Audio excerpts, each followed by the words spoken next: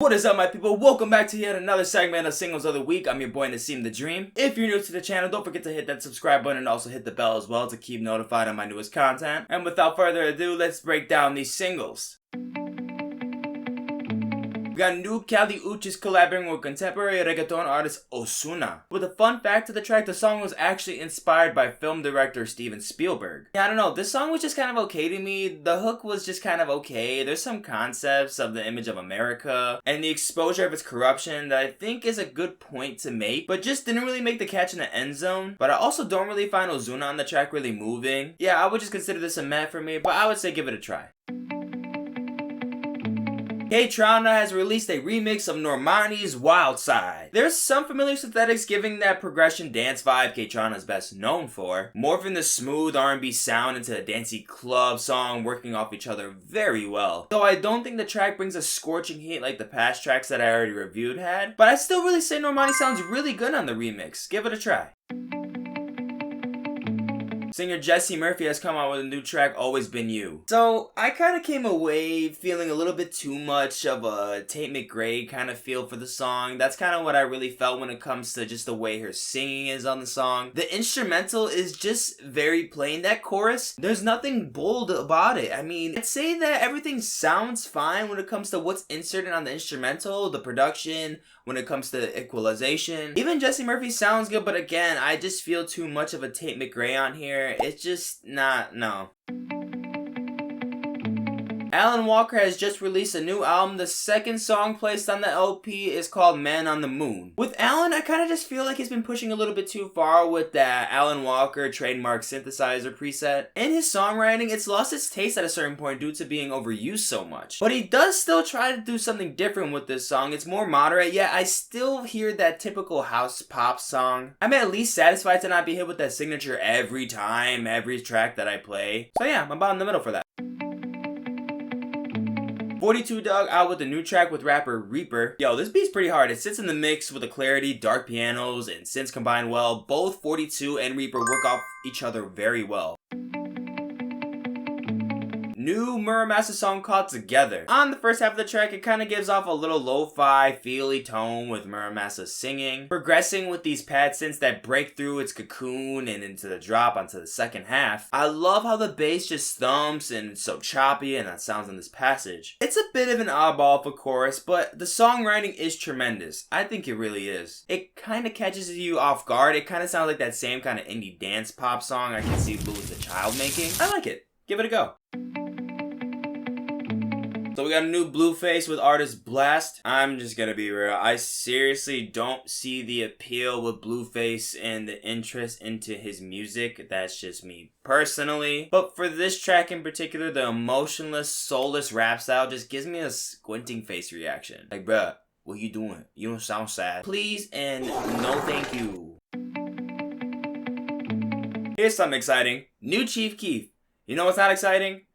The song itself. I honestly think this one is just terrible. First off, these 808s are destroying everything on here. Terrible production. There's nothing done carefully on here. But like also, why does Keef even sound like this on the song? This is the way that he raps in the song. Sounds like he's so nasally and whiny. Doesn't even sound like it's Keef. It's terrible.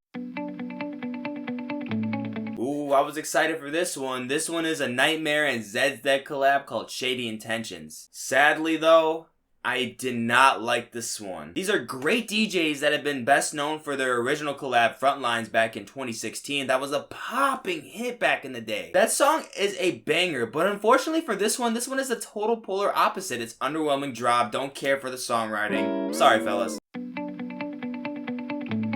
So Kairo and Little Simz have teamed up on the song White Sky. I am not a fan of how Kairo did the processing when it comes to Little Simz' vocals. Even if I did find this infectious enough to really enjoy onto the mix, it's not even placed in there well. The entire beat suffocates Simz and the entire song. You can hardly understand what she's even saying. You don't do that to Simz, dude. That's a no-no.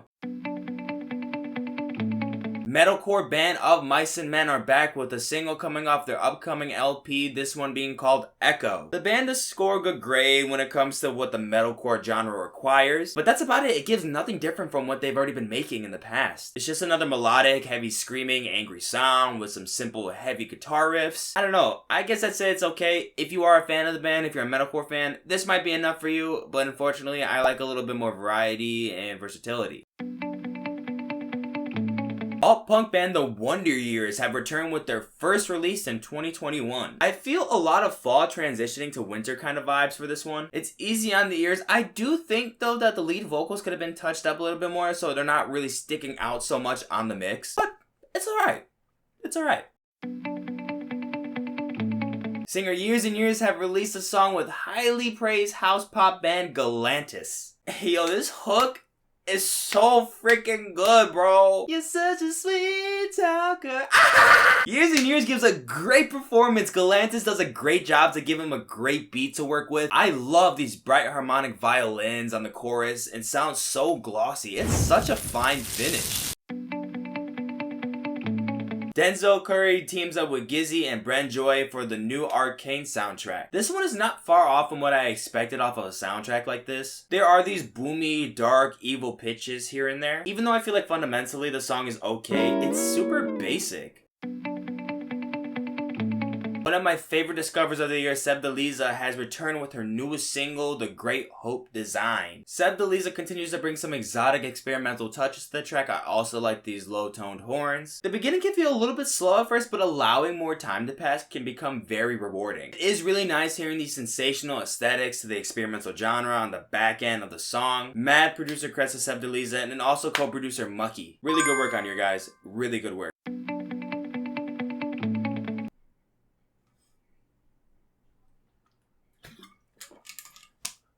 Wow. So, yeah, this is a new song with rappers Reed, Hunnaloe, and Wiki. Holy fucking shit! This beat is fucking redonkulous. Every component on the drums, it's so freaking good. Those hi-hats are EQ'd so well. I love how crispy they sound. Holy crap, gentlemen. Y'all gotta take a bow for this one. Y'all really killed this shit. If I had one complaint for the song, I would say I wish the song was longer. But it's alright. I'll solve that problem. I'll just play this bitch over and over and over and over and over and over and over and over and over.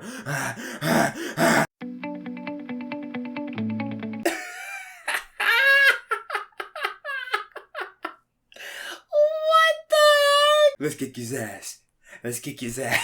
Oh my god. I'm not gonna say anything about the lyrical concept. I'm just gonna say, just play it if you're into hip hop like that. But this was a ride though. I'm dead on the first half. Zack got me dead on this shit, boy. But like, there's not just humor to the song. There's also some pretty good perfection when it comes to the second half of the track with the sampling. But what's even better is Archibald Slim's verse was so deadly, so freaking good, dude.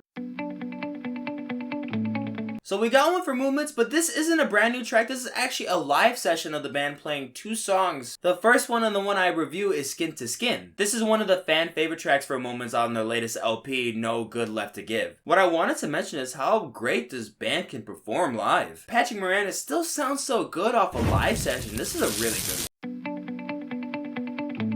We got some more house music coming your way. This one being John Summit featuring Echoes. Hey yo, this one's popping. The production is wonderful. The kicks under the mix are bumping. Chords, ambience, vocal melodies are high def. Hold much clarity on the song. This is a good one. This one will get you fist bumping in the air. Come on, let's go.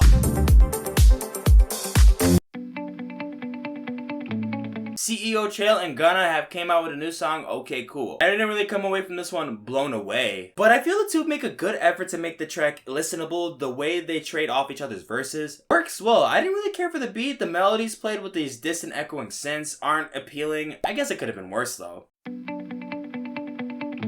Then we got a new song from British indie rock band Block Party called Traps. The song definitely gets the job done by grabbing my attention. It's hard hitting, has an accelerating energy to the very end, it's energetic. Riffs indeed have a head nodding movement to them. Those breaks in the songs where they get into the fast drumming makes it even more exciting. Yeah, I'd say this is an enjoyable track. I say the band does really well making a quality track right here.